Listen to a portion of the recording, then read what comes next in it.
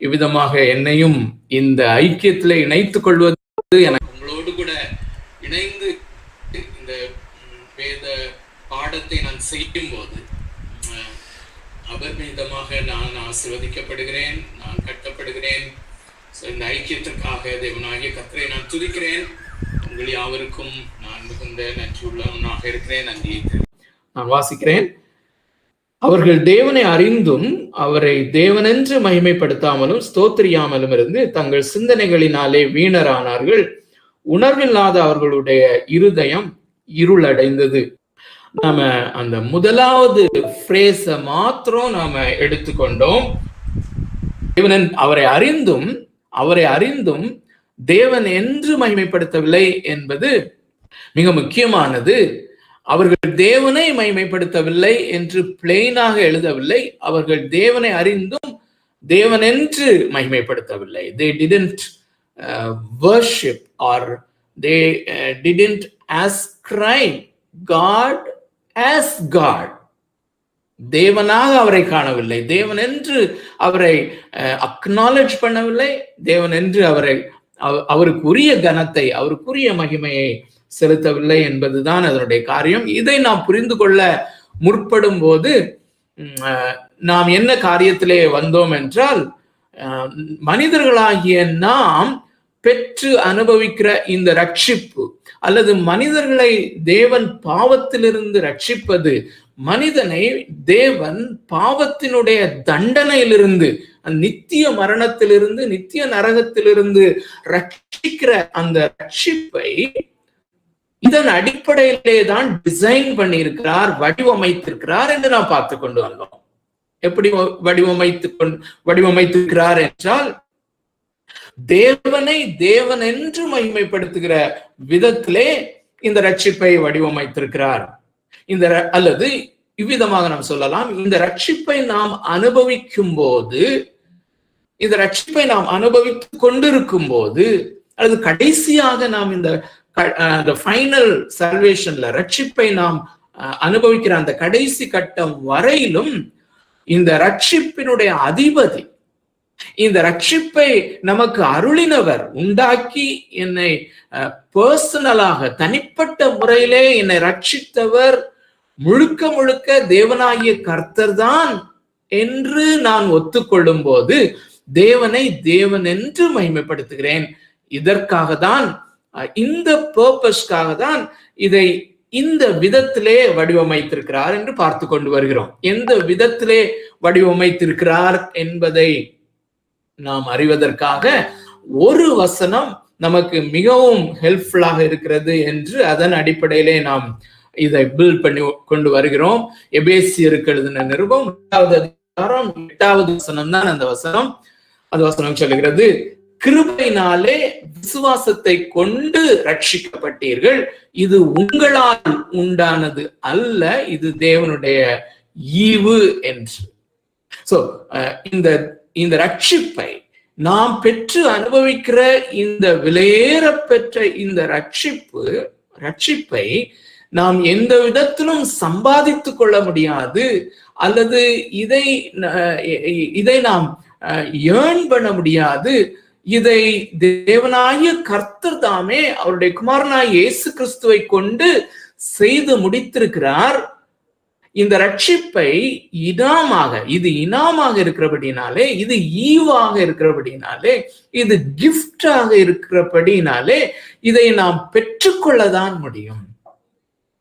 இது நம்மை நித்திய நரகத்திலிருந்து ரட்சிக்கிறபடினாலே, இது அமேசிங்கான ஒரு ரட்சிப்பாக இருக்கிறபடினாலே அதை மிகுந்த நன்றி உணர்வோடு கூட, அதாவது with trembling hands and grateful heart, நடுநடுங்கின கரங்களிலே மிகுந்த பயத்தோடு கூட, அல்லது நன்றியறிதலான இருதயத்தோடு கூட நடுங்கிக் கொண்டே இருக்கிற கைகளிலே அதை பெற்றுக்கொள்வதுதான் இந்த ரட்சிப்பின் விஷயத்திலே, நன்றாக கவனியுங்கள், ரட்சிப்பின் விஷயத்திலே தேவனை தேவனென்று மகிமைப்படுத்துதல். ஏனென்றால் நான் சொன்ன நாம் வாசித்த இந்த எபேசியர் 2வது அதிகாரம் 8வது வசனத்தை தொடர்ந்து வருகிற 9வது வசனத்திலே ஏன் அதை இவ்விதமாக அவர் முழுக்க முழுக்க இனாமாக வைத்திருக்கிறார் என்றால், எந்த மனுஷனும் பெருமை பாராட்டாதபடிக்கு முழு பெருமையும் அல்லது முழு மகிமையும் இந்த தேவனாகிய கர்த்தருக்கு, கிறிஸ்துவுக்கு செலுத்தப்படும்படியாக அப்படி டிசைன் பண்ணியிருக்கிறார். ஆகையினாலே நமக்கு மிகவும் முக்கியமாக கருதப்படுகிற அந்த ஃப்ரேஸ் என்னவென்றால், ஏன் அது இனாமாக இருக்கிறது, எந்த விதத்திலே அது இனாமாக இருக்கிறது என்றால், கிருபையினாலே விசுவாசத்தை கொண்டு ரட்சிக்கிறார். ஆகையினாலே இந்த கிருபைக்கு இன்னொரு வார்த்தை நாம் சொன்னோம், இது சாவரின் கிரேஸ். சர்வ ஆளுமையும் சர்வ அதிகாரமும் உடைய அந்த தேவனிடத்திலிருந்து வருகிற அவருடைய பலத்த சத்துவத்தின் வல்லமையாக இருக்கிறபடினால், அந்த ஒரு வல்லமைதான் நம்மை ரட்சிக்க முடியும். சோ இந்த வல்லமை அந்த சர்வ ஆளுமையின் சர்வ அதிகாரியும் ஆகிய அந்த தேவனாகிய கர்த்தரிடத்திலிருந்து வருகிற அவருடைய வல்லமையாக இருக்கிறபடினாலே சாவரின் கிரேஸ் என்று சொல்லி வருகிறோம். சோ இது சாவரின் கிரேஸ் ஆக இருக்குமானால் விசுவாசமும் சாவரின் கிரேஸ். அப்படித்தான் அந்த எபேசியர் 2வது அதிகாரம் 8வது வசனத்தினுடைய அர்த்தம் அதுதான். அந்த விசுவாசமும் அது சாவரின் ஃபெய்த், அந்த கிருபையோடு கூட சேர்ந்ததாக தான் இந்த விசுவாசமும் இருக்கிறது என்று நாம் பார்த்து வருகிறோம். அதற்கான ஏராளமான வசனங்களை நாம் பார்த்தோம். அருமையானவர்களே, இதை நாம் பார்த்து வரும்போது இது மிக முக்கியமான காரியம் என்று இதை நாம் கற்று வரும்போது, இந்த விசுவாசமானது எப்படி தேவனிடத்திலிருந்து வருகிறது, தேவனிடத்திலிருந்து தான் வருகிறது என்பதிலே அநேகருக்கு பிரச்சனை இருக்கிறது. அருமையானவர்களே, கிருபையானது தேவனிடத்திலிருந்து வருகிறது என்று விசுவாசிப்பது அநேகருக்கு எளிது. ஆனால் விசுவாசிப்பது என்பது நான் தானே விசுவாசிக்கிறேன் என்கிற காரியம் அநேகருக்குள்ளே இருக்கிறபடினால அதை நாம் கிளாரிஃபை பண்ணி கொண்டு வருகிறோம். அருமையானவர்களே, இந்த விசுவாசம் கூட நம்மிடத்தில் நாம் அந்த அக்கிரமத்திலும் பாவத்திலும் மரித்தவர்களாக இருந்த நாம், ரட்சிப்புக்கு முன்பதாக நாம் அப்படித்தான் இருந்தோம். நாம் விசுவாசிக்க இயலாதவர்களாக இருந்தோம். மரித்த ஒருவன் சுவாசிக்க முடியாது. சோ முதலாவது தேவன் நம்மை மறுபிறப்படைய செய்கிறார். சோ இது விசுவாசம் சாவரின் ஃபெய்த் அல்லது தேவனிடத்திலிருந்து வருகிற அந்த கிருபையோடு கூட சேர்ந்து அந்த விசுவாசமும் கிருபையாக வருகிறது என்பதற்கு 2 வார்த்தைகள் நாம் பயன்படுத்தி வருகிறோம். ஒன்று, அது அருளப்படுகிறது. It has been granted are the saving faith, நம்மை மீட்கிற நம்மை ரட்சிக்கிற இந்த விசுவாசமானது அருளப்படுகிறது என்பதை வசனங்களில் இருந்து பார்த்தோம். அது அருளப்படுகிறது. ஆனால் நான் தானே விசுவாசிக்கிறேன் என்றால், ஆம், நாம் விசுவாசிக்க செய்யப்படுகிறோம். விசுவாசத்தை தேவன் மேல் வைக்க ஏதுவானவர்களாக நாம் மாற்றப்படுகிறோம். அதற்கு ஒரு வார்த்தையை நாம் பயன்படுத்தி வருகிறோம், அவேக்கனிங், அல்லது தமிழிலே அது எழுச்சி அடைய செய்கிறது. நமக்குள்ளே ஒரு ஒரு ஆஸ்பெக்ட் இருக்கிறது. உதாரணமாக, நான் தண்ணி குடிக்கிறேன். உயிர் வாழ்வதற்கு எனக்கு தண்ணி ரொம்ப அவசியம். அதை நான் குடிப்பதற்காக தாகம் என்கிற ஒரு காரியத்தை தேவனாகிய கர்த்தர் உண்டாக்கி வைத்திருக்கிறார். அந்த தாகம் எடுப்பதனாலே நான் தண்ணீர் குடிக்கிறேன், அதனாலே உயிர் வாழ்கிறேன். அதுபோல நான் உயிர் வாழ்வதற்கு ஆகாரம் எனக்கு அவசியம். ஆகையினாலே பசி என்கிற ஒரு காரியத்தை தேவன் நம்முடைய சரீரத்திலே அதை இன்கல்கேட் பண்ணி வைத்திருக்கிறார். சோ அந்த பசி எடுப்பதினாலே நான் சாப்பிடுகிறோம். அது போல நம்முடைய உள்ளான மனிதனிலே ஒரு காரியத்தை வைத்திருக்கிறார். அந்த நித்தியம் என்கிற காரியத்தை வைத்திருக்கிறார். ஒரு தேவன் மேலே ஒரு தாகம் என்கிற ஒரு காரியத்தை வைத்திருக்கிறார். அது நமக்குள்ளே செத்ததாக இருக்கிறது, நன்றாக கவனிங்கள்.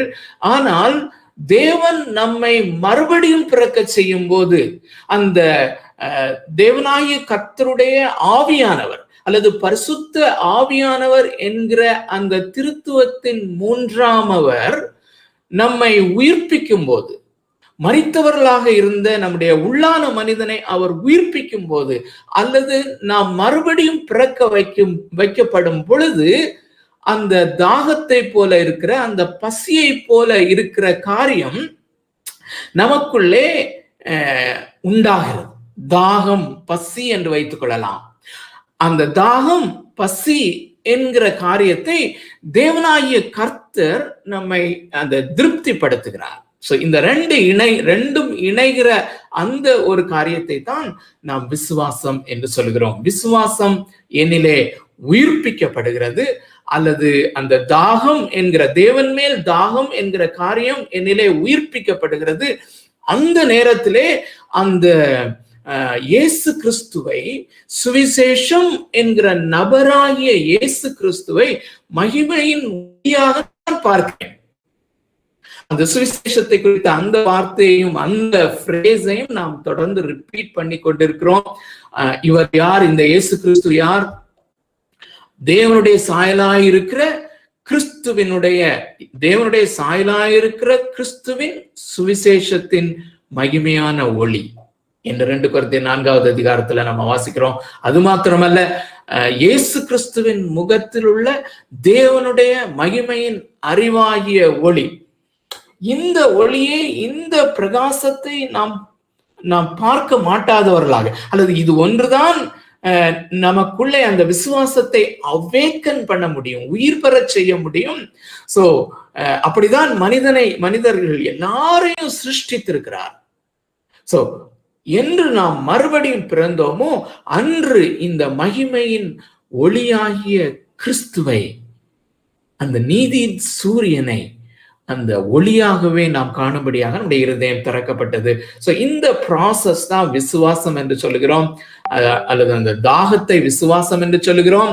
அந்த நம்முடைய தாகத்தை தீர்க்க வந்த அந்த சுவிசேஷம், அது கிருபையின் சுவிசேஷமாக, கிருபை என்கிற பலனாக தேவனிடத்திலிருந்து வருகிறது. ஆகையினாலே கிருபையினாலே விசுவாசத்தை கொண்டு நாம் ரட்சிக்கப்பட்டோம்.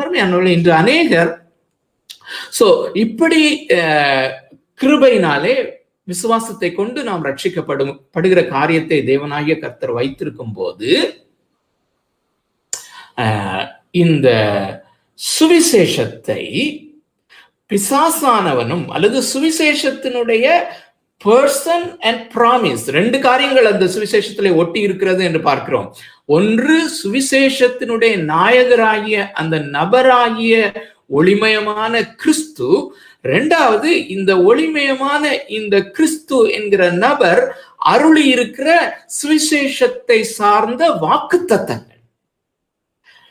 இந்த வாக்குத்தத்தங்களை பிசாசானவனும் பயன்படுத்தி நமக்குள்ளே, மனிதர்களுக்குள்ளே அந்த சேவிங் ஃபெய்த் என்கிற நம்மை ரட்சிக்கிற விசுவாசத்திற்கு பதிலாக விசுவாசம் போல தோற்றமளிக்கிற ஒரு போலியான விசுவாசத்தையும் அவேக்கன் பண்ண முடியும் என்கிற அபாயத்தை நாம் கண்டு வருகிறோம் இந்த பைபிள் ஸ்டடியில். அதுதான் ரொம்ப முக்கியமான காரியம். அருமையானே, இன்று காலையில நான் ஒரு ஆர்டிக்கிள் வாசித்து கொண்டிருந்தேன். அதிலே ஐ திங்க் தேவ மனுஷனாகிய அந்த A.W. பிங்க், அந்த முழு ஸ்டேட்மெண்ட்டை நான் சொல்ல போகல, பட் அதுல அவர் மென்ஷன் பண்ணியிருந்த காரியம், நாம் தொடர்ந்து வாசித்து கொண்டிருக்கிற அந்த மத்தேயு 7வது அதிகாரம் 22, 23 வசனங்களை ஆதாரமாக வைத்துதான் அவர் எழுதி கொண்டு வருகிறார். என்ன சொல்லுகிறார் என்றால், அதை தமிழிலேயே நான் சொல்லுகிறேன்.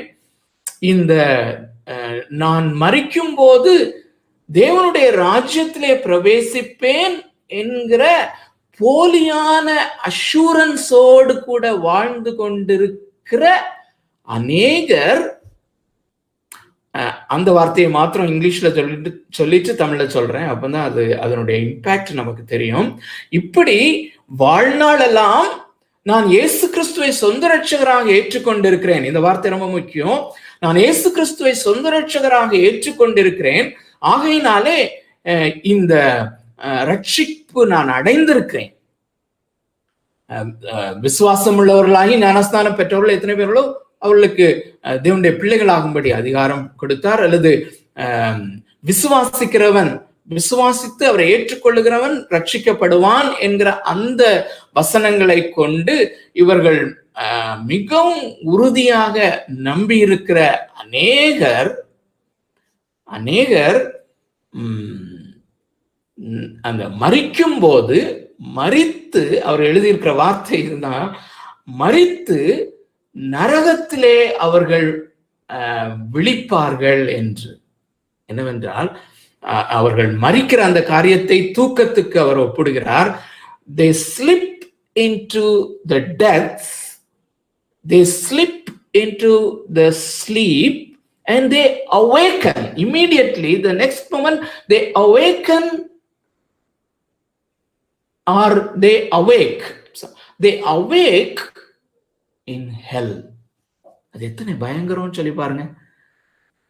அதைதான் அதை நான் வாசித்து நம்ம தொடர்ந்து செல்லலாம். அருமையானவர்களே, மத்தேயு எழுதின சுவிசேஷம், ஒரு தேவ மனுஷன் இந்த வசன பகுதியை, இந்த பேசேஜை குறித்து சொல்லுகிறார்.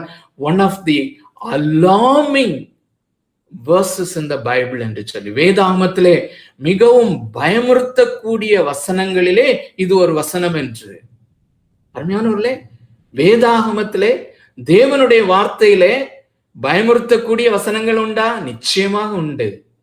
அந்த பயம் நமக்கு இல்லை என்றால் நாம் கிருபையை அப்ரிஷியேட் பண்ண முடியாது. சோ இந்த பயமுறுத்தக்கூடிய வசனங்கள் எதற்காக இருக்கிறது என்றால், கிருபையின் மேன்மை, கிருபையின் மகிமை, கிருபையினுடைய டேஸ்ட் என்ன என்பதை நாம் டேஸ்ட் பண்ணும்படியாக, அதை ருசி பார்க்கும்படியாக, அதை அனுபவிக்கும்படியான விதத்திலே அது இருக்கிறது. அதே நேரத்திலே இது எச்சரிப்பாகவும் இருக்கிறது. மத்தேயு எழுதின சுவிசேஷம் 7வது அதிகாரம் 22, 23 உங்களுக்காக வாசிக்கிறேன். அந்நாளில் என்பது இது ஒரு அந்த கடைசி நியாய தீர்ப்பாக இருக்கலாம், அல்லது மரித்து நாம் தேவனுடைய சமூகத்திற்கு போகும்போது, அல்லது மரித்து நாம் நித்தியத்துக்கு கடந்து போகும்போது, அந்த நாம் இந்த ரட்சிப்பினுடைய நிச்சயத்தை நாம் பெறாதவர்களாக இருந்தால், ஒருவேளை நேராக நாம அந்த ஏடபிள்யூ பிங்க் அப்படிதான் எழுதுகிறார். we will அநேகர் they die, they get into the sleep and immediately they wake up in hell, eternal hell. no scope, அங்கே எந்த விதமான ஒரு டிசிஷன் எடுக்க முடியாத ஒரு நிலைமைக்கு சென்று விடுகிறார்கள். சோ அந்த ஒரு நாளை தான் இங்கே குறிப்பிடுகிறது. சோ அந்நாளில் அநேகர் என்னை நோக்கி, கர்த்தாவே கர்த்தாவே, உமது நாமத்தினாலே தீர்க்க தரிசனம் உரைத்தோம் அல்லவா, உமது நாமத்தினாலே பிசாசுகளை துரத்தினோம் அல்லவா, உமது நாமத்தினாலே அநேக அற்புதங்களை செய்தோம் அல்லவா என்பார்கள். அப்பொழுது நான் ஒரு காலம் உங்களை அறியவில்லை, அக்கிரம செய்கைக்காரரே என்னை விட்டு அகன்று போங்கள் என்று அவர்களுக்கு சொல்லுவேன். நான் ஒரு காலம் உங்களை அறியவில்லை. I never knew you. So அருமையானுள்ளே, இவர்கள் ரொம்ப ஷுவரா தான் இருந்தாங்க. இவர்களுடைய இந்த இவர்களை குறித்து சொல்லப்படுகிற அந்த ஸ்டேட்மெண்ட்ஸை நம்ம பார்க்கும்போது இவங்க ரொம்ப ஷுவரா தான் இருந்தாங்க. அருமையானுள்ளே, இந்த பியூரிட்டன்ஸ் என்று சொல்லக்கூடிய அந்த ஜோனத்தான் எட்வர்ட்ஸ் அல்லது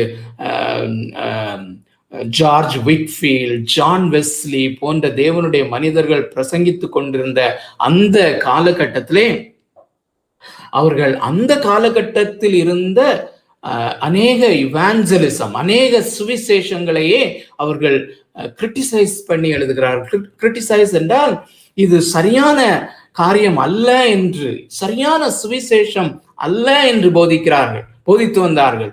என்ன அது? அவர்கள் சொல்லுகிறார்கள், அநேகர் என்ன யோசிக்கிறார்கள் என்றால், நான் இந்த வசனங்களை நம்பி இயேசு கிறிஸ்துவை நன்றாக கவனிங்கள். இயேசு கிறிஸ்துவை என்னுடைய பர்சனல், என்னுடைய தனிப்பட்ட இரட்சகராகவும் ஆண்டவராகவும் நான் ஏற்றுக்கொள்ளுகிறேன் என்கிற அந்த கூற்றை வைத்துக்கொண்டு, இயேசு கிறிஸ்துவை என்னுடைய சொந்த இரட்சகராக நான் ஏற்றுக்கொள்ளுகிறேன். எதன் அடிப்படையில் என்றால், அவரை விசுவாசித்து அவர் மேல் விசுவாசம் உள்ளவர்களாகி அவரை ஏற்றுக்கொண்டவர்கள் எத்தனை பேர்களோ அத்தனை பேர்களுக்கும் அவர் தம் பிள்ளைகளாகும்படி அதிகாரம் கொடுத்திருக்கிறார். அந்த வசனத்தை நானாக எடுத்துக்கொண்டு நான் இயேசுவை சொந்த இரட்சகராக ஏற்றுக்கொண்டேன். ஒரு கூட்டத்திலே நான் இந்த சவாலை கேட்டு நான் முன்னால சென்று நான் ஒப்பு கொடுக்கும் போது அதை நடத்தின அந்த போதகர் அல்லது அந்த பிரீச்சர், அந்த இவாஞ்சலிஸ்ட் சொன்னார், இந்த வசனத்தின்படி நீ மறுபடியும் பிறந்திருக்கிறாய், நீ தேவனுடைய பிள்ளை என்று சொன்னார். இந்த வசனத்தின் அடிப்படையிலே நான் ரட்சிக்கப்பட்டேன் என்று சொல்லுகிற அநேகர் இந்த கேட்டகரியில வருவாங்க அப்படின்னு சொல்லி அவர் சொல்லுகிறார். மிகவும் பயமான ஒரு காரியம். எதை வைத்து அவர் சொல்லுகிறார் என்றால், அருமையானவர்களே, இந்த விசுவாசம் அது ரெண்டாக பிரிந்திருக்கிறது. போலியான ஒரு தோற்றமுடைய ஒரு விசுவாசம் தோற்றமுடைய ஒரு ரட்சிப்பை உண்டாக்குகிறது. ஆனால் உண்மையான விசுவாசம் உண்மையான ரட்சிப்பை அது உண்டாக்குகிறது. அந்த உண்மையான ரட்சிப்புக்கான அஷூரன்ஸ் அது தேவனிடத்திலிருந்து வருகிறது. காலம் சென்ற அருமையான போதகர் சாமுவேல் தேவநேசன் அவர்களை அடிக்கடி நாம பாடுகிற தமிழ்மாரும் மென்ஷன் பண்ணுகிறத நீங்க பார்த்துருக்கீங்க, கேட்டிருக்கீங்க. அந்த க்ளோசர் சர்க்கிள்ல எம்பிடிசில இருக்கிற எல்லாருக்கும் தெரியும். அந்த ஃபர்ஸ்ட் கோவிட் டைம்ல அவர் மரித்து போனார். ஸோ அவர் ஒரு முறை சொன்ன ஒரு காரியம் எனக்கு ஞாபகம் வருகிறது. அது நிச்சயமாக நமக்கு பயனுள்ளதாக இருக்கும். ஸோ அவருடைய நண்பர் ஒரு இவாஞ்சலிஸ்ட், அவர் அவ்வப்பொழுது கோபாலபுரத்துல மறைந்த முன்னாள் முதல்வர் அந்த கருணாநிதியை அவர் சந்திப்பாராம். அதாவது அந்த பாஸ்டர் சாமுவேல் தேவநேசருடைய நண்பர் ஒரு சுவிசேஷகர். அவர் எப்போதாவது அடிக்கடி இந்த கோபாலபுரத்துல அந்த மறைந்த முதல்வர் கருணாநிதியை சந்திக்கிறது. அந்த நாட்களிலே கோபாலபுரத்துல அவருடைய வீட்டிலே சில நாட்களிலே எல்லா மக்களையும் சந்திக்கும்படியான ஒரு நேரத்தை ஒதுக்குவார். ஸோ அப்போ ஒரு முறை இந்த இவாஞ்சலிஸ்ட் அந்த கருணாநிதியை சந்திக்கும்படியாக போன போது அந்த இவாஞ்சலிஸ்ட் அவரிடத்துல சொல்லி இருக்கிறார், ஐயா, நீங்க இயேசு கிறிஸ்துவை குறித்து அவருடைய போதகங்களை குறித்து மெச்சி பேசுகிறீர்கள். மேடையிலே நான் நிறைய முறை கேள்விப்பட்டிருக்கிறேன், மற்றபடி உங்களுடைய எழுத்துக்களிலேயும் நான் படித்திருக்கிறேன். நீங்க இயேசு கிறிஸ்துவனுடைய அந்த போதனைகளை மெச்சி பேசுறீங்க, அது உங்களுக்கு பிடித்திருக்கிறது. நீங்கள் ஏன் இயேசு கிறிஸ்துவை ஏற்றுக்கொள்ளக்கூடாது அப்படின்னு சொல்லி. அருமையானவர்களே, அவர் சொன்ன பதில் மிகவும் ஆச்சரியத்துக்குள்ளாக ஆக்குகிறதும் அது உண்மையான தேவ வார்த்தையின்படியான சத்தியமுமாக இருக்கிறது. அருமையானவர்களே, அவர் என்ன சொன்னாராம், அந்த மறைந்த முதல்வர் கருணாநிதி அவர்கள் என்ன சொன்னாங்கன்னா, ஐயா, உங்களுடைய இயேசுநாதரை நான் ஏற்றுக்கொள்வது பெருசுல, நான் ஏற்றுக்கொண்டுடலாம், ஆனால் இயேசுநாதர் என்னை ஏற்றுக்கொள்வாரா அப்படிங்கிறது தான் முக்கியம் அப்படின்னு சொல்லி. அருமையானவர்களே, இந்த அஷூரன்ஸ் என்பது, நான் ரட்சிக்கப்பட்டேன் என்கிற இந்த நிச்சயம், நான் தேவனுடைய பிள்ளை என்பது ரோமருக்கு எழுதின நிருபம் 8வது அதிகாரத்தில் நான் வாசிக்கிறபடி, நாம் தேவனுடைய பிள்ளைகள் என்று பரிசுத்த ஆவியானவர் தாமே நமக்குள்ளே கொடுக்கிற அந்த சாட்சி இருக்கிறது அல்லவா, அந்த சாட்சி ரொம்ப முக்கியமானது. அதுலதான் அஷூரன்ஸ் இருக்கிறது. அருமையானவர்களே, நம்ம இந்த துவக்க நாட்களிலே சுவிசேஷ புஸ்தகங்களில் இருந்து சில இல்லஸ்ட்ரேஷன்ஸ் எடுத்து நாம படித்திருக்கிறோம். அதுல அந்த பாவியான ஸ்திரீயை உங்களுக்கு ஞாபகப்படுத்த விரும்புகிறேன். அந்த பாவியான ஸ்திரீ அவளுடைய அந்த செய்கைகள் எல்லாம் நமக்கு நம்முடைய கண்களுக்கு முன்பதாக நாடகம் போல வரட்டும். அதனுடைய முடிவிலே இயேசு கிறிஸ்து சொல்லுகிற அந்த 2 phrases ரொம்ப முக்கியமானது. ஒன்று என்ன சொல்லுகிறார், உன் பாவங்கள் உனக்கு மன்னிக்கப்பட்டது என்று சொல்லுகிறார். That is assurance. So இதே போன்ற ஒரு அஷூரன்ஸ் இயேசு கிறிஸ்து நமக்கு அளிக்கிற இந்த அஷூரன்ஸ் தான் பரிசுத்த ஆவியானவர் அவர் கிறிஸ்துவின் ஆவியானவர் என்று சொல்லப்பட்டிருக்கிறது நமக்கு தெரியும். இந்த கிறிஸ்துவின் ஆவியானவர் நம்முடைய ஆவியுடனே மிகவும் பலமாய் அதை அனுபவித்தவர்களுக்கு நமக்கு தெரியும். We are so assured that இயேசு என்னை தனிப்பட்ட முறையிலே நேசித்து என்னை ரட்சித்து கொண்டார், நான் அவருடைய பிள்ளை என்கிற ஒரு பெரிய அஷூரன்ஸ். It grips us. அவருடைய சமூகம், அவருடைய பிரசன்னத்தோடு கூட அது நம்மை பிடித்துக் கொள்ளுகிறது. இன்னொன்று சொல்லுகிறார், உன் விசுவாசம் உன்னை ரட்சித்தது என்று சொல்லுகிறார். சோ இந்த ரெண்டு காரியம் அவளுக்கு பெரிய அஷூரன்ஸாக வருகிறது. அருமையானவர்களே, சோ இப்படி நமக்கு அஷூரன்ஸ் வருவது மிக முக்கியமான ஒரு காரியம். சோ இந்த ஏன் இந்த ஃபால்ஸ் ஃபெய்த் அல்லது விசுவாசத்தை போன்று தோற்றமளிக்கிற இந்த விசுவாசம் அபாயகரமானது என்று ஏன் நாம் சொல்லிக் கொண்டிருக்கிறோம் என்றால், இது ஒரு ஃபால்ஸ் அஷூரன்ஸ், ஒரு பொய்யான ஒரு ரட்சிக்கப்பட்டேன் என்ற ஒரு பொய்யான ஒரு அஷூரன்ஸ அது கொடுப்பது மாத்திரமல்ல, இது தேவனுடைய வார்த்தை அல்லது இந்த சுவிசேஷத்தின் வாக்குத்தத்தத்தை தான் பிசாசானவன் பயன்படுத்தி இந்த ஃபால்ஸ் ஃபெய்த்தை கொண்டு வருகிறான் என்று சமாரியா நாட்டிலே நடந்த எழுப்புதலை குறித்து நாம் பார்த்தோம். அதுபோல இன்னொரு காரியத்தை இந்த மாலை வேளையில உங்களுக்கு முன்பதாக கொண்டு வர விரும்புகிறேன். இன்னொரு பகுதி யோவான் எழுதின சுவிசேஷத்திலிருந்து. யோவான் எழுதின சுவிசேஷம் 12வது அதிகாரம். இன்று காலையிலே அநேக முறை இந்த வேத பகுதியை நான் படித்திருந்தாலும் இன்று காலையிலே படிக்கும் போது இட் ரியலி பேஃபில்டு மீ. அருமையானோட அந்த முழு பேசேஜ உங்களோடு கூட வாசிக்கணும்னு சொல்லி எனக்கு ஆசைதான். ஆனாலும் இந்த ஒரு பகுதியை மாத்திரம் நான் வாசிக்க விரும்புகிறேன்.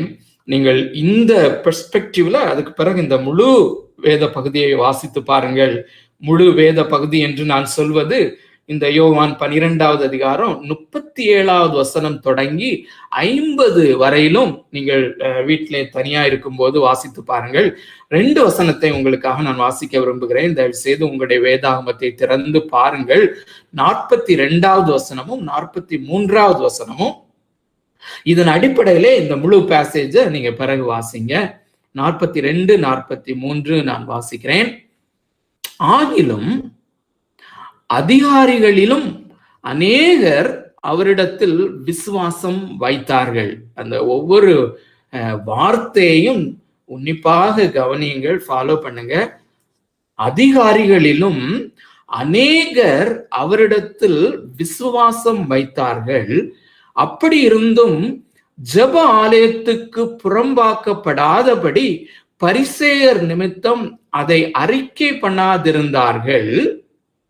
அதுக்கு பிறகு ஆங்கில வேதாகமத்திலே ஃபார் என்று போடப்பட்டிருக்கிறது. ஆகையினாலே ஏனென்றால் என்று சேர்த்து நான் வாசிக்கிறேன். பரிசேயர் நிமித்தம் அதை அறிக்கை பண்ணாதிருந்தார்கள். ஏனென்றால் அவர்கள் தேவனால் வருகிற மகிமையிலும் மனுஷரால் வருகிற மகிமையை அதிகமாய் விரும்பினார்கள். அருமையானவர்களே, இது மிக மிக முக்கியமான காரியம். இங்கே ஒரு விசுவாசம் சொல்லப்படுகிறது. இந்த விசுவாசம், இந்த சீமோனுடைய விசுவாசம் அல்லது சமாரியா நாட்டிலே நடந்த அந்த பெரிய எழுப்புதல், சுவிசேஷத்தை மையமாக வைத்து நடந்த அந்த எழுப்புதலிலே அந்த சுவிசேஷ வார்த்தைகளை அல்லது சுவிசேஷத்தின் வாக்குத்தத்தங்களை பிசாசானவன் பயன்படுத்தி அந்த சீமோன் என்கிறவனுடைய இருதயத்திலே ஒரு விதமான போலியான விசுவாசம் உயிர்மீட்சி அடைய செய்யப்பட்டது அல்லது உயிர்ப்பிக்கப்பட்டது, எழுச்சி அடைய செய்யப்பட்டது. அவனும் விசுவாசித்து எல்லாரை போல ஞானஸ்தானம் பெற்றுக்கொண்டான். இங்கேயும் பாருங்க, விசுவாசம் அப்படின்னு சொல்லி பிளெயினா தான் இந்த இடத்துல பரிசுத்த ஆவியானவர் எழுதியிருக்கிறார். ஆனால் இது சரியான விசுவாசம் அல்ல என்பதை நாம் மிக தெளிவாக கீழே அறிந்து கொள்கிறோம். ஏனென்றால் அதற்கு இம்மீடியட்டா இந்த 42வது நன்றாக கவனியுங்கள், இந்த 42வது வசனமும் 43வது வசனமும் பரிசுத்த ஆவியானவர் அப்போஸ்தலனாகிய யோவானை கொண்டு ஏவி எழுதின காரியம். அதற்கு முன்னால 36வது வசனத்தோடு இயேசு கிறிஸ்துவனுடைய வார்த்தைகள் முடிவடைகிறது. அருமையான இந்த பேசேஜ் ரொம்ப ரொம்ப ரொம்ப ரொம்ப சிக்னிபிகன்ட். ஏன் சிக்னிபிகன்ட் சொல்றேன்னா, இயேசு கிறிஸ்துவனுடைய அந்த சரீரத்தில் இருக்கும் போது உலகத்திலே செய்த முடிவான ஊழியம், வேலை. இதுக்கு பிறகு 13வது அதிகாரத்திலிருந்து அதுக்கு பிறகு அவர் சீஷர்களோடு இன்டிமேட்டாக ஸ்பெண்ட் பண்ணுகிற காரியங்கள் தான் நடக்குது. சோ இந்த கடைசி பகுதியிலே இயேசு கிறிஸ்துவனுடைய கடைசி வார்த்தைகளிலே பப்ளிக்கு, சீஷர் அல்லாதவர்களுக்கு, ஜெனரல் பப்ளிக்கு அவர் செய்கிற அந்த ஊழியத்தினுடைய கடைசி கட்டம். அந்த கடைசி கட்டத்திலே 36வது வசனத்திலே அந்த காரியத்தை சொல்லி, இந்த கடைசி பகுதியை மட்டும் வாசிக்கிறேன் பாருங்க. இயேசு இவைகளை சொல்லி அவர்களை விட்டு மறைந்தார் என்று எழுதியிருக்கிறது. எங்க போனாரு தெரியல, மறைந்தார். இந்த வேர்ட் ரொம்ப ரேரா தான் யூஸ் பண்ணப்பட்டிருக்கிறது. அதுக்கு பிறகு 37வது வசனத்திலிருந்து நாம் இப்பொழுது வாசித்த அந்த பகுதி வரையிலும் அப்போஸ்தலனாகிய யோவான் பரிசுத்த ஆவியானவருடைய ஏவுதலினாலே எழுதுகிறார். அதுக்கு பிறகு திடீர்னு 44வது வசனத்திலே இயேசு வருகிறத பார்க்கிறோம். Amazing passage. என்ன 44 பாருங்க. அப்பொழுது இயேசு சத்தமிட்டு என்னிடத்தில் விசுவாசமாயிருக்கிறவன் என்னிடத்தில் அல்ல, என்னை அனுப்பினவரிடத்தில் விசுவாசம் இருக்கிறான். This is awesome. When we put our faith in Jesus, the Son of God, அந்த இயேசு கிறிஸ்துவாகிய அந்த ஏற்றுக்கொள்ளுகிற நீங்கள் எப்படி விசுவாசிப்பீர்கள்? மெய்யான விசுவாசம் எனக்குள்ளே அவேக்கன் ஆக வேண்டுமானால், மெய்யான விசுவாசம் என்னுடைய இருதயத்திலே உயிர்மீட்சி அடைய செய்யப்பட வேண்டுமானால், அல்லது மெய்யான விசுவாசம் எனக்குள்ளே எழுச்சி அடைய செய்யப்படும் பொழுது என்னுடைய டிசைர்ல ஒரு பெரிய மாற்றம் உண்டாகும். என்னுடைய அந்த ஆசையிலே ஒரு பெரிய மாற்றம் உண்டாகிறது. என்ன மாற்றம் உண்டாகிறது? என்னுடைய ஆசை இந்த உலகத்துல மக்களுடைய புகழ்ச்சியின் மேல இருக்காது. ரொம்ப முக்கியமா என்னுடைய போஸ்டிங்கை எவ்வளவு பேர் வியூ பண்றாங்க, எவ்வளவு பேர் லைக் பண்றாங்க, இதெல்லாம் தான் இந்த மாடர்ன் டேஸ்ல. எவ்வளவு பேர் என்னை ஃபாலோ பண்றாங்க, எவ்வளவு பேர் என்னுடைய மெசேஜஸ் கேட்கறாங்க. மிகுந்த பயத்தோடும் நடுக்கத்தோடும் உங்களுக்கு முன்பதாக இந்த சத்தியத்தை வைக்கிறேன். I am also condemnable. இந்த ரட்சிப்பின் விசுவாசத்தை தொடர்ந்து sanctifying grace, என்னை பரிசுத்தமாக்குகிற அந்த கிருபையை நான் பெற்றுக்கொள்ள அன்றாடம் மொமெண்ட் பை மொமெண்ட் அல்லது ஒவ்வொரு நாளும் எனக்குள்ளே அந்த பரிசுத்தமாக்குகிற விசுவாசமும் உயிர்ப்பிக்கப்பட வேண்டியது இருக்கிறது. ஆகையினாலே இந்த மகிமையை குறித்த அல்லது மற்றவர்கள் என்னை புகழுவார்கள், மற்றவர்கள் என்னை அக்னாலஜ் பண்ண வேண்டும், அங்கீகரிக்க வேண்டும், அவர்களுடைய அப்ரூவல் எனக்கு கிடைக்க வேண்டும் என்கிற ஆசை எனக்குள்ளே இருக்கிறதா என்பது மிக முக்கியம். அது ஒருவேளை சாங்டிஃபையிங் கிரேஸ்ல நான் வளரும் போது இது ஒரு முட்டுக்கட்டையாக இருக்கலாம்.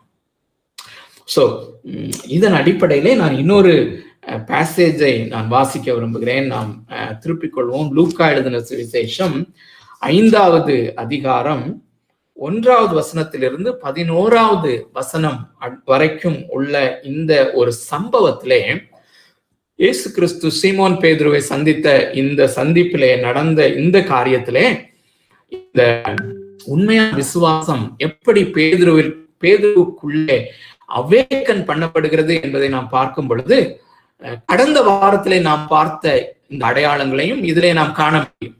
தமிழ்மார் சொன்னது மாதிரி கடந்த வாரத்திலே அந்த யூடியூப்ல பார்த்து கொண்டிருந்தவர்களுக்கு அது பாதியில கட் ஆயிற்றுன்னு சொல்லி நினைக்கிறேன். சோ அருமையானவர்களே, அந்த காரியத்தையும் 3 காரியங்களை நான் சொன்னேன், 3 அடையாளங்களை சொன்னேன்.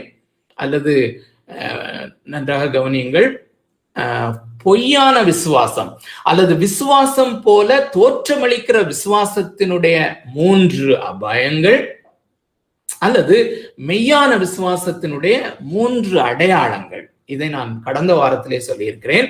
அவைகளையும் இந்த சம்பவத்திலே நாம் உதாரணமாக பார்க்கும்போது நாம் கற்றுக்கொள்ள முடியும்.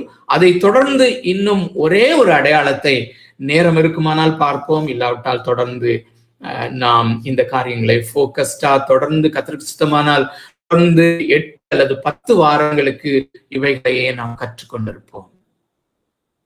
அவ்வளவு முக்கியமா இது.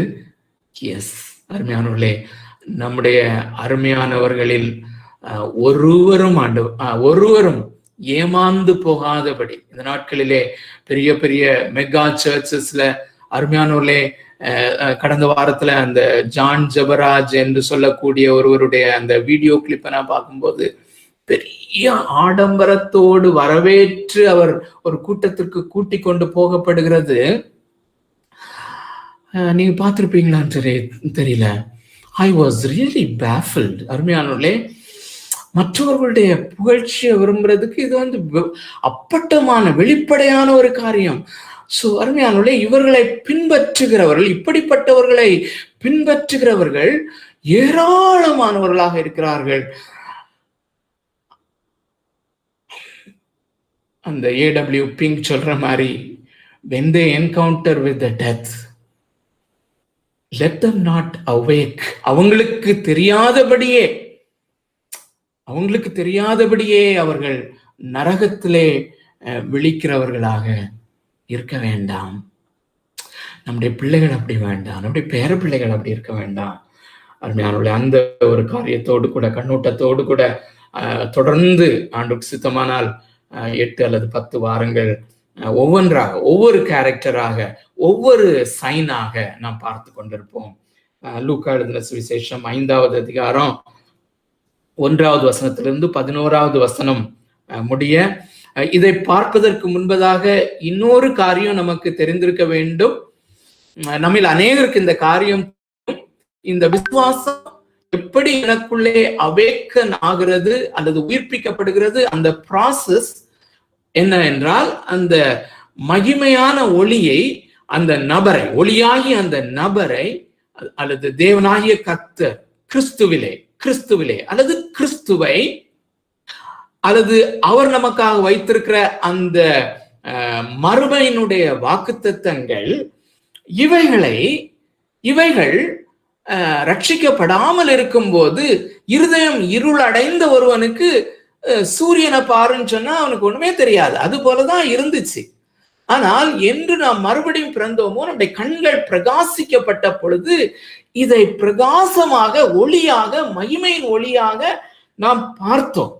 அப்படி அந்த பார்க்கிற காரியம், இந்த தேவன் யார் என்று அல்லது இந்த இயேசு கிறிஸ்துவனுடைய மகிமை என்ன, இவர் எப்படிப்பட்ட மகிமையானவர் என்று முதல் முறையாக நம்முடைய இன்னர் மேன், இருதயத்தினுடைய கண்களை திறந்து நாம் பார்க்கிறோம்.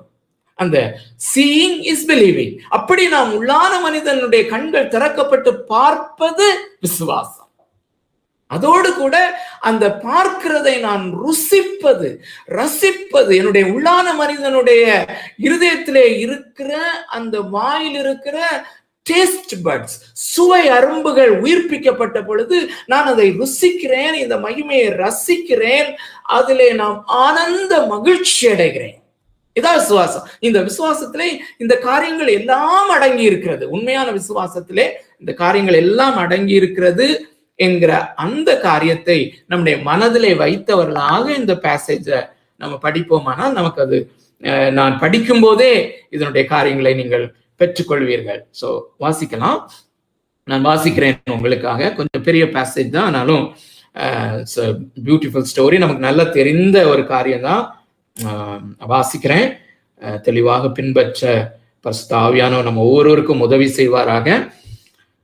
பின்பு அவர் கெனசரேத்து கடல் அருகே நின்ற போது திரளான ஜனங்கள் தேவ வசனத்தை கேட்கும்படி அவரிடத்தில் நெருங்கினார்கள். அப்பொழுது கடற்கரையிலே நின்ற 2 படவுகளை கண்டார். மீன் பிடிக்கிறவர்கள் அவைகளை விட்டு இறங்கி வலைகளை அலசி கொண்டிருந்தார்கள். அப்பொழுது அந்த படவுகளில் ஒன்றில் ஏறினார். அது சீமோனுடையதா இருந்தது. அதை கரையிலிருந்து சற்றே தள்ளும்படி அவனை கேட்டுக்கொண்டு அந்த படவில் உட்கார்ந்து ஜனங்களுக்கு போதகம் பண்ணினார். அவர் போதகம் பண்ணி முடிந்த பின்பு சீமோனை நோக்கி, ஆழத்திலே தள்ளி கொண்டு போய் மீன் பிடிக்கும்படி உங்கள் வலைகளை போடுங்கள் என்றார். அதற்கு சீமோன், ஐயரே, ராமுழுவதும் நாங்கள் பிரயாசப்பட்டும் ஒன்றும் அகப்படவில்லை. ஆகிலும் உம்முடைய வார்த்தையின்படியே வலையை போடுகிறேன் என்றான். அந்தபடியே அவர்கள் செய்து தங்கள் வலை கிழிந்து போகத்தக்கதாக மிகுதியான மீன்களை பிடித்தார்கள். அப்பொழுது மற்ற படவில் இருந்த கூட்டாளிகள் வந்து தங்களுக்கு உதவி செய்யும்படிக்கு சைகை காட்டினார்கள். அவர்கள் வந்து 2 படவுகளும் அமிழத்தக்கதாக நிரப்பினார்கள். சீமோன் பேதுரு அதை கண்டு இயேசுவின் பாதத்தில் விழுந்து, ஆண்டவரே, நான் பாவியான மனுஷன், நீர் என்னை விட்டு போக வேண்டும் என்றான். அவர்கள் திரளான மீன்களை பிடித்தது நிமித்தம் அவனுக்கும் அவனோடே கூட இருந்த யாவருக்கும் பிரமிப்பு உண்டானபடியினால் அப்படி சொன்னான். சீமோனுக்கு கூட்டாளிகளான செபதேவின் குமாரனாகிய யாக்கோபும் யோவானும் அந்தபடியே பிரமித்தார்கள். அப்பொழுது இயேசு சீமோனை நோக்கி, பயப்படாதே, இது முதல் நீ மனுஷரை பிடிக்கிறவனாய் இருப்பாய் என்றார். அவர்கள் படவுகளை கரையிலே கொண்டு போய் நிறுத்தி எல்லாவற்றையும் விட்டு அவருக்கு பின் சென்றார்கள். அருமையானவர்களே, இது சீமோன் பேதுருவினுடைய இயேசு கிறிஸ்துவோடு கூட சந்திப்பிலே 3வது சந்திப்பாக இருக்கக்கூடும். யோவான் எழுதின சுவிசேஷம் 1வது அதிகாரத்திலே முதல் முறையாக அந்திரேயா என்கிற இவனுடைய சகோதரன் இயேசுவை கண்டு 2வது நாள் இவர்தான் மேசியா என்று அவன் உறுதி செய்த பிறகு தன்னுடைய சகோதரனாகிய சீமோனை, அதாவது பேதுருவை கூட்டிக் கொண்டு வருகிறான். அங்கே இயேசு, நீ பேதுருவா இருக்கிறாய் என்று சொல்கிற காரியம் 1வது சந்திப்பு. அதற்கு பிறகு அவன் பேதுருவனுடைய வீட்டிலே போய் அவனுடைய மாமியாரை சுகப்படுத்துகிற காரியம். அருமையானவர்களே, இது 3வது சந்திப்பாக இருக்கக்கூடும். சோ அருமையானவர்களே, இந்த வசன பகுதியை எடுத்து அநேகர் இவ்விதமாக பிரசங்கிப்பதை நாம் பார்த்திருக்கலாம், கேட்டிருக்கலாம். ஒருவேளை நாமும் கூட அப்படி நினைத்திருக்கலாம். அருமையானவர்களே, இந்த இயேசு கிறிஸ்துவனுடைய வார்த்தையின்படி நாம் செய்யும் போது, அவருடைய வார்த்தையை நாம் கேட்டு செய்யும் போது நம்முடைய பிசினஸ் அதிகமாக செழிக்கும் என்று சொல்லி, நாம் அவருடைய வார்த்தையின்படி செய்யும் போது, அவருக்கு நாம் முதலிடம் கொடுக்கும் போது, அல்லது அவரை நாம் நம்முடைய போட்ல கூப்பிடும் போது, அல்லது அவரை நான் என்னுடைய வாழ்க்கையிலே நான் சேர்த்துக் கொள்ளும் போது, அவருடைய வார்த்தையின்படி நான் செய்யும் போது நன்றாக நல்ல படிப்பு வரும், நல்ல வேலை கிடைக்கும், என்னுடைய வாழ்க்கையில் ஆசீர்வாதம் பெறுவேன் என்று சொல்லுகிற ஒரு காரியம் இருப்பதை நாம் அறிந்திருக்கிறோம். அருமையானவர்களே, மிகவும் மிகவும் ஆணித்தரமாக திட்டவட்டமாக நாம் அறிந்து கொள்வோம். அப்படிப்பட்ட ஒரு பிரசங்கம் இருக்குமானால், அப்படிப்பட்ட ஒரு காரியம், அப்படிப்பட்ட ஒரு பொருள் விளக்கம் இந்த பகுதியிலிருந்து எடுத்துக்கொள்ளப்படுமானால் அல்லது பிரசங்கிக்கப்படுமானால், that is purely devilish என்பதை நாம் மிகவும் ஆணித்தரமாக நாம் அறிந்து கொள்ள வேண்டும்.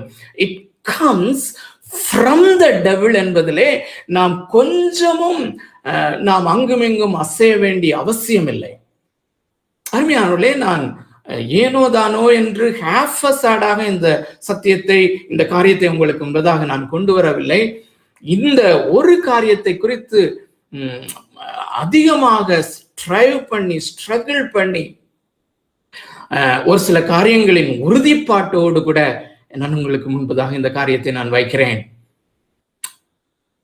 சோ இப்படிப்பட்ட ஒரு கருத்து பரிமாறப்படுமானால், அதன் அடிப்படையிலே ஒரு விசுவாசம் உயிர்ப்பிக்கப்படுமானால்,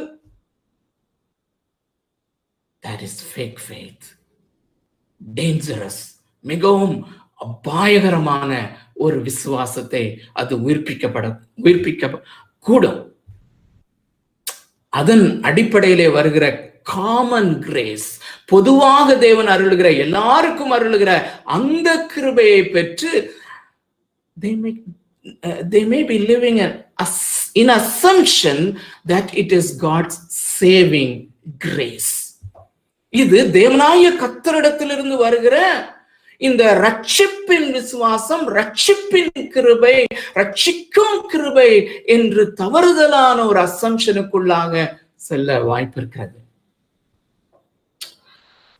அருமையானவர்களே, இந்த கான்டெக்ஸ்ட் செட்டிங், இந்த காரியத்துக்குள்ளாக நாம் வருவோம். எவ்வளவு தூரம் நாம் இதை கவர் பண்ண முடியும்னு சொல்லி தெரியாது. ஆனாலும் கூட நாம் தொடர்ந்து நாம் இங்கே சந்தித்து கொண்டு இருப்போம். ஸோ மீதியான காரியங்களை நாம் தொடர்ந்து பார்ப்போம். ஸோ அருமையானவர்களே, இங்கே இயேசு கிறிஸ்து வரும்பொழுது, இயேசு இந்த கெனசரேத்து கடல் அருகே வரும்பொழுது இந்த சைட் என்னன்னு சொன்னா, பேதுருவும் அவருடைய நண்பர்களும் அவங்களுடைய ராத்திரி முழுசும், ஸோ இரவு முழுசும் அவங்க பிரயாசப்பட்டு ஒண்ணுமே ஒரு மீன் கூட கிடைக்காம திரும்ப வந்து அவங்க வலைகளை அலசி கொண்டு இருக்கிறார்கள். They are winding it up. அவருடைய பிசினஸ் அவங்க முடிக்கிறாங்க. அந்த முடிக்கிற வேலையிலே மிகவும் ஃப்ரஸ்ட்ரேட்டடாக நம்முடைய வாழ்க்கைக்கு என்ன செய்வோம் அப்படின்னு சொல்லி ஒரு ஃப்ரஸ்ட்ரேஷனோட அவங்க தங்களுடைய வலைகளை மடித்து கொண்டிருக்கும் போது, அலசி கொண்டு மடிப்பதற்காக அலசி கொண்டிருக்கும் போது அங்கே இயேசு வருகிறார். இயேசு இந்த காரியங்களை கொஞ்சமும் சட்டை பண்ணாதவரை போல. அருமையானவர்களே, இங்கே நன்றாக புரிந்து கொள்ளுங்கள், இயேசு கிறிஸ்துவனுடைய பர்பஸ் வந்து டூ ஃபோல்டு தான், அல்லது ஒன் ஃபோல்டு, ஒரு காரியம்தான். இந்த சீமோன் பேதுரு டார்கெட் பண்ணி தான் இந்த காரியங்களை செய்கிறார், இந்த அற்புதத்தை செய்கிறார். சீமோன் பேதுரு தான் அவருடைய மெயின் டார்கெட். திரளான மக்கள் வந்தபடினாலே அவர்களுக்கு வசனத்தை, தன்னுடைய வார்த்தையை, தேவனுடைய வார்த்தையை அவர்களுக்கு போதிக்கிற காரியத்தை செய்கிறார். அதற்காக அவனுடைய அந்த படவை அவர் பயன்படுத்துகிறார். அந்த படவில ஏறி உட்கார்ந்து தேவனுடைய வார்த்தையை அவர் பேச ஆரம்பிக்கிறார், பிரசங்கிக்க ஆரம்பிக்கிறார். பை த டைம் இவர்கள் வலைகளை அலசி கொண்டிருக்கிறார்கள், மடிக்க போகிறார்கள், மடித்து விட்டார்கள். அப்படிப்பட்ட நிலைமையிலே இயேசு சொல்லுகிறார், நீங்க மீன் பிடிக்கும்படி ஆழத்துல போட அப்படின்னு சொல்லி. சோ இங்கிருந்து அந்த விசுவாசத்தை அவேக்கன் பண்ணுகிற இந்த நபர், இந்த மகிமையான நபருடைய காரியம் இங்கே தொடங்குகிறது. அதை அப்சர்வ் பண்ணுங்க. இந்த நான் முதல்ல சொன்ன அந்த காரியத்தை வைத்துக்கொண்டு இங்க பாருங்க. ஸோ இயேசு கிறிஸ்து மகிமையானவராக நின்று அவருடைய அந்த மகிமையான வார்த்தையை சொல்கிறார், ஆழத்திலே கொண்டு போடுங்கள் அப்படின்னு சொல்லி. அதற்கு இந்த சீமோன் பேதுருவுக்குள்ளே அல்லது சீமோன் பேதுருவிலே ஒரு கீழ்ப்படிதல் உண்டாகிறது. ஆனா அந்த கீழ்ப்படிதல் எப்படிப்பட்ட கீழ்ப்படிதல் அப்படின்னு சொல்லி பாருங்க. இது பரிபூர்ணமாக இருதயத்தின் ஆழத்திலிருந்து வருகிற, முழு இருதயத்தோடு பண்ணுகிற ஒரு கீழ்ப்படிதல் அல்ல, ஒரு ரிலக்டன்ட் ஒபீடியன்ஸ். சோ அருமையானவர்களே, இந்த ஒபீடியன்ஸ் அல்லது கீழ்ப்படிதல் என்கிறது, இன்னொரு விதத்திலே சொல்வோமே ஆனால், கீழ்ப்படிதல் என்கிற அந்த ப்ராசஸ் இஸ் ஈக்குவல் டு பரிசுத்தமாகுதல், சாங்டிஃபிகேஷன். சோ அந்த கீழ்ப்படியும் போது, நாம் தேவனுடைய கட்டளைகளுக்கு, இயேசு கிறிஸ்துவனுடைய கற்பனைகளுக்கு நாம் ஒவ்வொரு முறையும் கீழ்ப்படியும் போது நாம் பரிசுத்தத்திலே வளருகிறோம், அந்த சாங்டிஃபிகேஷன் ப்ராசஸ்ல போகிறோம். சோ அப்படிப்பட்ட அந்த காரியத்திலே அந்த ஒபீடியன்ஸ் ரொம்ப முக்கியமான ஒரு காரியம். ஆனா அந்த ஒபீடியன்ஸை உண்டாக்குகிறது கிரேஸ், கிருபையினாலே அந்த சாங்டிஃபிகேஷன், பரிசுத்தமாகுதல் ப்ராசஸ்ல தேவனிடத்திலிருந்து வருகிற கிருபை நமக்கு அந்த பரிசுத்தமாக்குகிற அந்த கிரேஸை கொடுக்கிறது. எப்படின்னு சொன்னா, கீழ்ப்படிய வைக்கிறது, கீழ்ப்படியும்படியான பலனை கொடுக்கிறது. ஆனா இவன்கிட்ட பாருங்க, முதல்ல அவன் எப்படி கீழ்ப்படுகிறான் என்று. அந்த கீழ்ப்படியும் முன்பதாக, அல்லது அவன் வலைகளை போடுவதற்கு முன்பதாக அவன் சொல்லுகிற அந்த வார்த்தைகளை பாருங்க. முழுவதும் நாங்கள் பிரயாசப்பட்டும் ஒன்றும் அகப்படவில்லை என்றால் அவன் என்ன சொல்லுகிறான்? அது இம்ப்ளைடாக இருக்கிறது, நிச்சயமாக அதுல இம்ப்ளைடாக இருக்கிறது. நான் ஒரு எக்ஸ்பீரியன்ஸ்டான ஒரு அனுபவம் பெற்ற ஒரு மீன் பிடிக்கிறவன், மீன் பிடித்தலிலே நான் அனுபவம் பெற்றவன். நீரோ ஒரு தச்சனாக இருக்கிறீர், தச்சு வேலையிலே உமக்கு அனுபவம் இருக்கிறது, போதகத்திலே உமக்கு அனுபவம் இருக்கிறது. ஆனால் மீன் பிடிக்கிறதுலே எனக்கு அனுபவம் இருக்கிறது. சோ நாங்க ராத்திரி முழுசும் hours together 8 to 12 hours நாங்க பிரயாசப்பட்டோம். இந்த பகுதியிலே, நாங்கள் மீன் பிடித்த அந்த பகுதியிலே, கடலிலே மீன்கள் இல்லை ஐயா. ஆனா இந்த செகண்ட் ஃப்ரேஸ பாருங்க, ஆகிலும் உம்முடைய வார்த்தையின்படியே வலையை போடுகிறேன் அப்படின்னு சொல்லும்போது, ஆனாலும் நீர் சொல்லுகிறீர் நான் போடுகிறேன். ஏதோ இவர் கொஞ்சம் வித்தியாசமானவர் தான், இவர் மேசியா தான். ஆனால் மேசியா என்கிற அந்த முற்றிலுமான உறுதிப்பாடு இந்த ஸ்டேஜ்ல அவனுக்கு இருந்திருக்க முடியாது. மேசியா என்கிற உறுதிப்பாடு இருந்தது, ஆனால் ஒரு பூரணமான அல்லது ஒரு முழுமையான ஒரு காரியம் இல்லாமல் இருந்திருக்கலாம். சொல்லுகிறான்.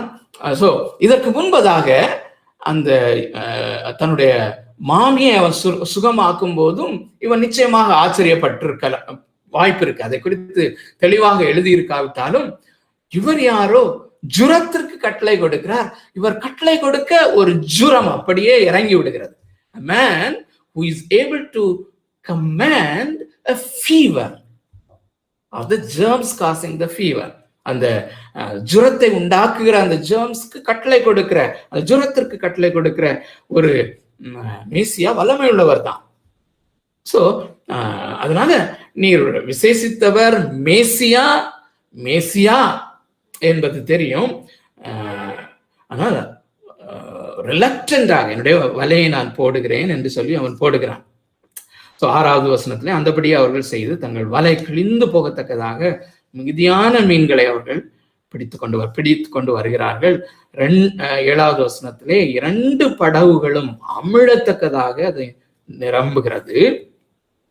அருமையானே, அந்த 8வது வசனத்திலே அவனுடைய அந்த ரெஸ்பான்ஸ், அந்த ட்ரூ ஃபெய்த், இயேசு கிறிஸ்து செய்த அந்த காரியத்தினுடைய விளைவுகள் அல்லது அவருடைய அந்த வார்த்தையின் வல்லமை வெளிப்படுகிற அந்த விதத்தை அவன் பார்க்கும்போது, அது செயல்படுகிற அந்த விதத்தை அவன் பார்க்கும்போது, அவனிலே அந்த மெய்யான விசுவாசம் அவனுக்குள்ளே உயிர்ப்பிக்கப்பட்டு வருகிறத பாருங்க.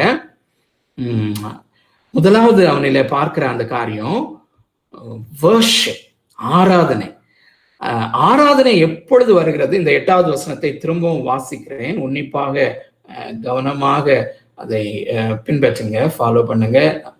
சீமோன் பேதுரு அதை கண்டு இயேசுவின் பாதத்தில் விழுந்து, ஆண்டவரே நான் பாவியான மனுஷன், நீர் என்னை விட்டு போக வேண்டும் என்று சொன்னான்.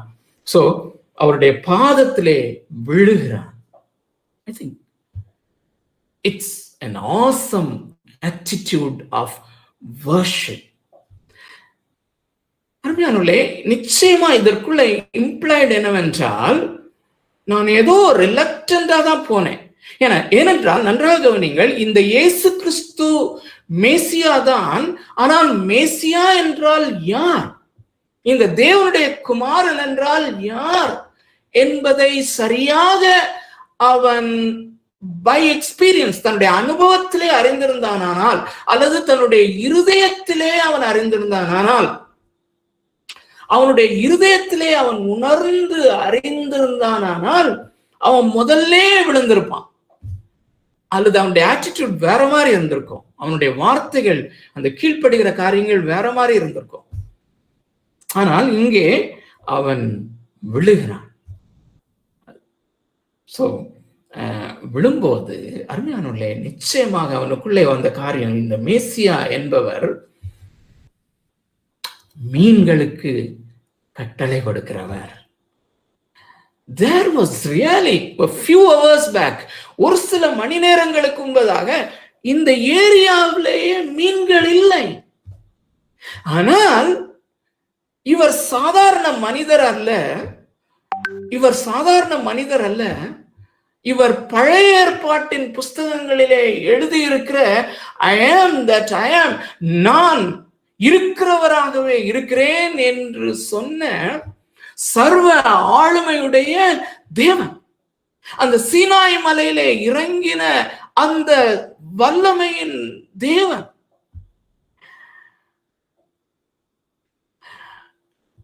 பழைய ஏற்பாட்டிலே இந்த யோனா என்கிற அந்த தீர்க்க தரிசன புஸ்தகத்தை இவன் நன்றாக படித்திருக்கிறான் அல்லது கேட்டிருக்கிறான். அந்த யோனா என்பவன் அவனை அந்த படவிலிருந்து, அந்த கப்பலிலிருந்து தூக்கி போடுகிற வேளையிலே அவன் கீழே, அவன் ஆழத்திலே சென்று பாறைகளிலே மோதுகிற அந்த பர்டிகுலர் பாயிண்ட்ல, அந்த அந்த சர்ஃபேஸ்ல இருந்து எவ்வளவு டிஸ்டன்ஸ்ல அவன் எந்த நேரத்திலே வருவான், அந்த நேரத்திலே அங்க ரீச் ஆகும்படியாக ஒரு குறிப்பிட்ட மீனுக்கு கட்டளை கொடுக்கக்கூடிய அந்த யெகோவா, அந்த தேவன், that God, இவர் எங்களிடத்துல பேச வேண்டாம் என்று இஸ்ரவேலர்கள் எந்த தேவனாகிய கர்த்தரை குறித்து விலகி நின்றார்களோ, இந்த தேவன் அந்த யூதா கோத்திரத்தினுடைய சிங்கம் இப்பொழுது அவர் பார்க்கிறதுக்கு என்ன மாதிரி தோல் உடையவராக, என்னை மாதிரி கண்களுடையவராக, என்னை போல் வாய்களுடையவராக, என்னுடைய ஒரு குடும்பத்தின் அங்கத்தினர் போல காட்சி அளிக்கிறார். எனக்கு சாதாரணமா என்ன மாதிரி இருக்கு, அவரை நான் தொடலாம், அப்படிதான் இருக்கிறாரு.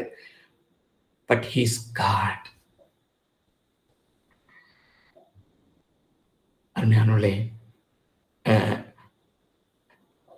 இவர் சாதாரணமா இந்த போட்க்கு மேல சும்மா உட்கார்ந்து, ஒரு புல்பிட் இவருக்கு வேண்டாம், போட் மேல உட்கார்ந்து கேஷுவலா பேசி பிரசங்கம் பண்ணுகிற இந்த மனிதர், he's not a man, he's not an ordinary man, he's God man, God coming before me. இதுதான் அந்த பேதுருவுக்கே பிறகு ஒரு அனுபவம் வருகிறது நமக்கு தெரியும்.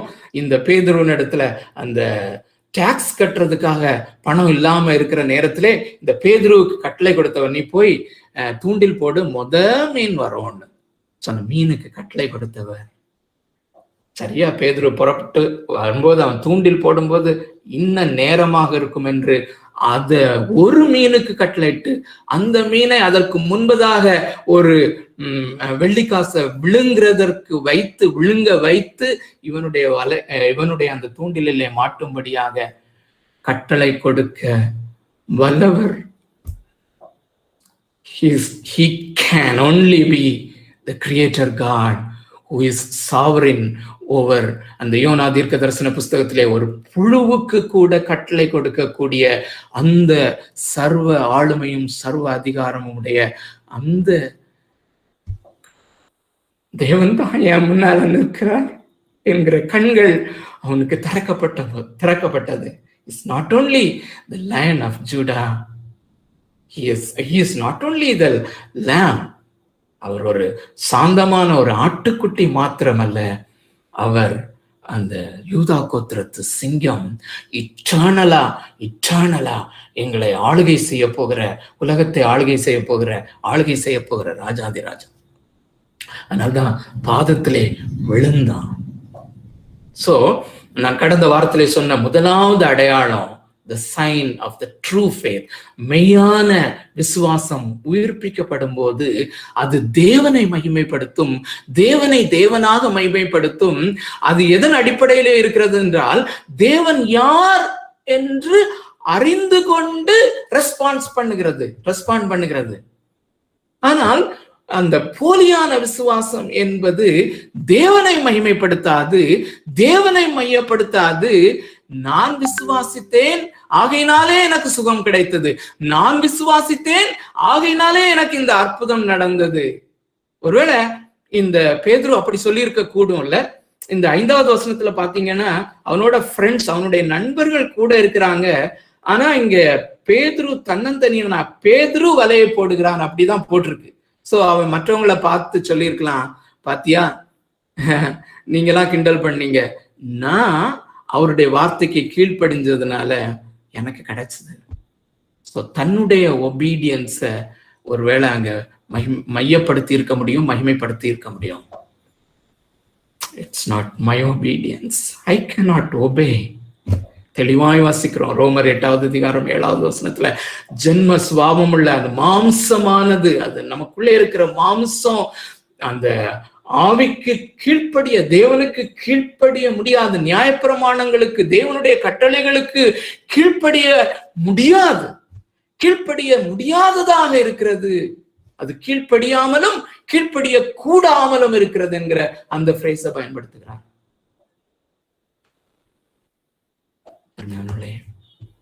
சோ அந்த ரெண்டாவது, அப்படி என்னுடைய விசுவாசம், என்னுடைய ஜெபம் அநேகருக்கு தங்களுடைய ஜெபத்தின் மேல, இல்லாவிட்டால் இன்னொரு ஊழியக்காரர் ஜெபிக்கிற ஜெபத்தின் மேலே அந்த ஜெபம் ஒரு ஐடலாக, ஒரு கடவுளாக மாறிவிடுகிறது.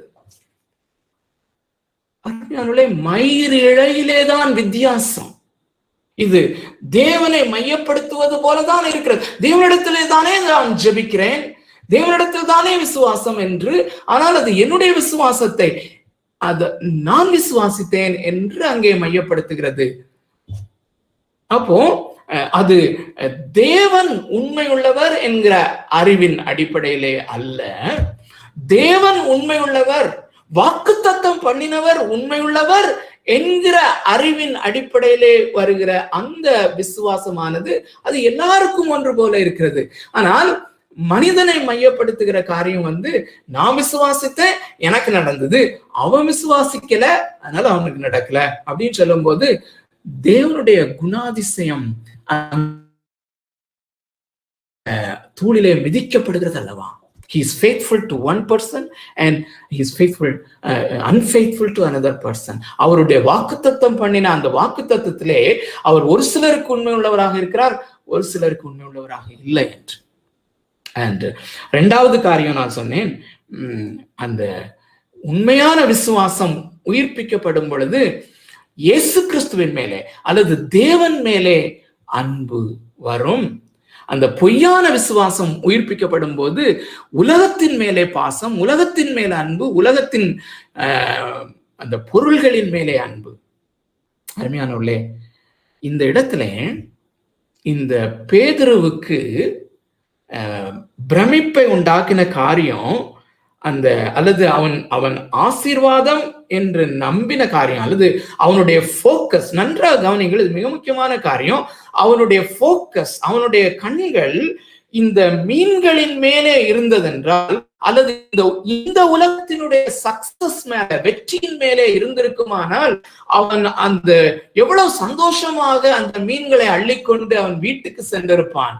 இதுவரை கிடைக்காத மீன்களின் அளவு நிரம்பி வழிகிறது. இதை விட்டு நான் என்னெல்லாம் செய்யலாம் என்று ஒரு மீனவனாக நேச்சுரலாக வருகிறான். அவைகளை எல்லாவற்றையும் அந்த கடைசி வசனத்துல அவர்கள் படகுகளை தரையிலே கொண்டு போய் நிறுத்தி எல்லாவற்றையும் விட்டு அவருக்கு பின் சென்றான். This is true love. ஒருவன் என்னை பின்பற்றி வர விரும்பினால் தன்னைத்தான் வெறுத்து, அல்லது என்னை பின்பற்றுகிறவன் அல்லது தன்னுடைய தாயையோ தகப்பனையோ தன்னுடைய சகோதரரையோ சகோதரியையோ தன்னுடைய மனைவியையோ பிள்ளைகளையோ என்னிலும் அதிகமாய் நேசிக்கிறவன் எனக்கு பாத்திரன் அல்ல. இந்த உலகத்திலே என்னுடைய வாழ்க்கை செழிக்கும் போது அதை நேசிக்கிறவனாக நான் இருந்திருப்பேனானால், அதை நேசிக்கிறவனாக இந்த பேதுரு இருந்திருப்பானால் அதை அப்படியே தள்ளிக்கொண்டு போயிருப்பான். இயேசு ஒரு புறமாக நின்றிருப்பார். எல்லாவற்றையும் விட்டான். அது எப்படி போனாலும் சரி, அது அழுகி போனாலும் சரி, I want Jesus, not this. இது அல்ல எனக்கு, இந்த போட்ல இந்த மீன்கள் அல்ல, இந்த இயேசு. அது மாத்திரம் இல்ல அருமையானவர்களே, மூன்றாவது சொன்னது ஜாய், ஓவர்ஃப்ளோயிங் ஜாய். அதுதான் அந்த பிரமிப்பு என்று 2 இடங்களிலே நான் பார்த்தோம். அவன் பிரமிப்படைந்தான் என்றால், அந்த மீன்களை பார்த்து அவன் பிரமிப்படைந்திருந்தானால் அந்த மீன்களை கொண்டு போயிருப்பான். அந்த மீன்களுக்கு கட்டளை கொடுத்த அந்த கிறிஸ்து யார்? இவர்தான் நம்பிக்கையின் நட்சத்திரம்.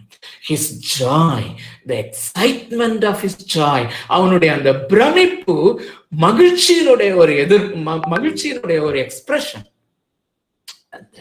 அந்த மகிழ்ச்சி அந்த பொருட்களின் மேலிருந்த அந்த மகிழ்ச்சி அல்ல, இந்த நபரை கண்டுகொண்ட மேசியா என்கிற அந்த யெகோவாகிய தேவன், இந்த இயேசு கிறிஸ்துவிலே, அல்லது தேவனுடைய மகிமையின் அறிவாகிய ஒளி என்னை போல காட்சியளிக்கிற இந்த சாதாரண மனிதனாகிய இந்த இயேசு கிறிஸ்துவிலே எப்படி பிரதிபலிக்கிறது